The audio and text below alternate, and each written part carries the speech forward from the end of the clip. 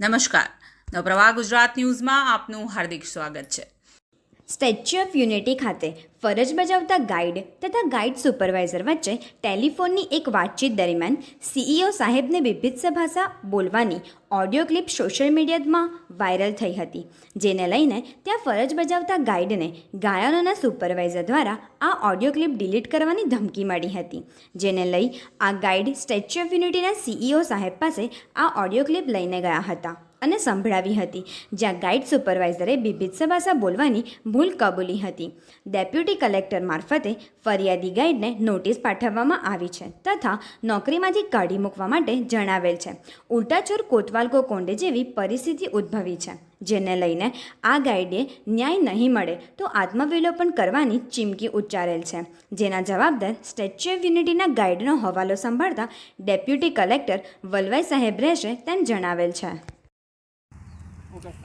હવે આજથી 3 દિવસ પહેલાં મેં સમાચારમાં મેં મારી જે વેદના હતી હું બોલ્યો હતો કે ભાઈ ગાઈડોને મને જે રીતે અહીંયા તંત્ર દ્વારા હેરાન કરવામાં આવે છે, તો 3 દિવસ પહેલાં મેં વાત કરી હતી કે ભાઈ ખોટી હું તો ફરિયાદી લઈને સીઈઓ સાહેબ પાસે ગયો હતો કે સાહેબ આ તમને ગાળો દે છે, તો મને સાંભળવાના બદલે એ લોકોએ સીધા મારા ઉપર ખોટી જાતના પગલાં આપ્યા છે, મને ખોટી નોટિસ આપવામાં આવી છે.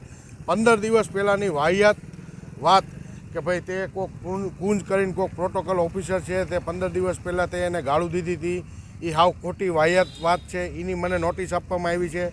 બીજી વાત, ગઈકાલ રાતે મારી કંપનીના મેનેજરનો એવો કરીને રાત્રે મને મેસેજ આવ્યો કે ભાઈ તું ડ્રેસ પહેર્યા વગર આવ્યો હતો અને આ તેને આખું ષડયંત્ર બનાવી અને મને અહીંથી કાઢી નાખવાની વાત છે. હું તો ફરિયાદી હતો, હું તો સીઈઓ સાહેબને પાસે હું એ આશા લઈને ગયો હતો કે ભાઈ આ તમને ગાળો બોલે છે તો તમે આના ઉપર એક્શન લ્યો, અને જે ગાઈડ સુપરવાઇઝરને પ્રોટોકોલ રહ્યા એ સર્વસ્વ બની બેઠા છે. હાલતા ને ચાલતા જેને તેને કલેક્ટરને બલેક્ટરને ગાળો બોલે છે. અને હું 2-3 દિવસ પહેલાં બોલ્યો હતો મારા સ્ટેટમેન્ટમાં કે ભાઈ અહીંથી સ્થાનિક માણસોને ખૂબ જ હેરાન કરવામાં આવે છે, તો એ આ તમે જોયું કે ભાઈ આ લોકો આ બહારના આવીને અહીંયા કેવું કરે છે. તો મારી તંત્રને રજૂઆત છે કે મારું જે ઓડિયો ક્લિપ જે મેં આપી હતી સીઈઓ સાહેબને એના ઉપર તપાસ થાય અને તાત્કાલિક હજી મારી વિનંતી છે, મેં આત્મહત્યાની ચીમકી આપી હતી વાલભાઈ સાહેબને, પણ વાલભાઈ સાહેબ જરા પણ આ બાબત ગંભીરતાથી લેતા નથી. તો કાલ સવારે મારું મૃત્યુ થાય તો એની પાછળ જવાબદાર ડેપ્યુટી કલેક્ટર વાલભાઈ સાહેબ છે, બરાબર. મને અન્યાય થશે એટલે હું 100% મરી જવાનો છું, એ વાલભાઈ સાહેબ ગંભીરતાથી લે એટલી મારી વિનંતી છે. હું ખોટો હોય તો તમે મને પાડી દો, હું ખોટો હોય તો તમે મને કાઢી મૂકો, એની મને કોઈ ડર નથી. પણ જે સત્ય હું સામે લાવું છું, આપની સામે હું સત્ય લઈને આવું છું, સાહેબ આ લોકો આવું કરે છે તોય તમે પગલાં નથી લેતા, તો હવે આનું મારે શું સમજવું.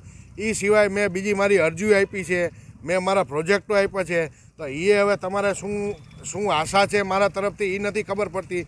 મેં તો અહીંયા સુધી કીધું હતું કે સાહેબ આપણે આ મારો જે પ્રોજેક્ટ છે એનાથી આપણે સ્થાનિક લોકોને 15-20 લોકોના ઘર ચલાવવાના છે, બરાબર. પણ એ 2 મહિનાથી દબાઈ રાખ્યા છે, તો હવે એની પાછળ શું આ લોકોનું આશા હોય એ મને કંઈ ખબર નથી. પણ જો મને અન્યાય થશે તો હું આત્મહત્યા કરી લઈશ, અને એની પાછળ શ્રી ડેપ્યુટી કલેક્ટર સાહેબ કે જે આ મારા કેસના તપાસ કરતા છે એ જવાબદાર રહેશે. મારું નિકિત ઠાકર. સર આપણે કાલની એક વિઝિટ છે, આપણે બીજેપીના વાઇસ પ્રેસિડેન્ટ અને સુરેન્દ્રનગરના એમએલએ છે, સીઈઓ ના રેફરન્સથી છે. હવે એ આ મારા બહુ અંગત છે, મારા આપણા થ્રુ, પણ લેડીઝ છે ને એ બધા 6 લેડીઝ છે, એટલે મેં એમને કીધું લેડીઝ ગાઈડ નું લખજો, એટલે સીઈઓ સાહેબ ને લેટર બેટર બધું એમને લખેલું જ છે, બરોબર. તો હવે ગાઈડમાં આપણે કોઈ ખારાને મૂકવાના છે, તો એક ગાઈડ ના તો સીઈઓ સાહેબે સીઈઓ સાહેબ ને જો એમને લેટર કર્યો છે તો અમને ઇન્ફોર્મેશન આ બધું કુંજભાઈ ઉપર આવી ગયું બધું. હાલો, હા, કુંજભાઈ ઉપર આવી ગયું. સીઈઓ સાહેબે એવું કીધું હું રજા ઉપર છું, પણ સિંહા સાહેબ ને કહું છું, સિંહા સાહેબે કુંજભાઈ ને કીધું ભાઈ અમને કાર પાસ ને સિંહા સાહેબ નો શું કરવા કે છે આપણે આ બાજુમાં આવે ને યાર, કઈ નહીં તમારે ઇસ્યુ તમારા વિશે નહીં. સિંહા સાહેબ ને કહું છું, સિંહા સાહેબે કુંજભાઈ ને કીધું ભાઈ અમને કાર પાસ ને સિંહા સાહેબ નો શું કરવા કે છે કોણ સીઓ ઈ રજા આપણે આ બાજુમાં આવે ને યાર, કઈ નહીં, તમારે ઇસ્યુ તમારો વિષય નહીં રહ્યો, વાંધો નહીં.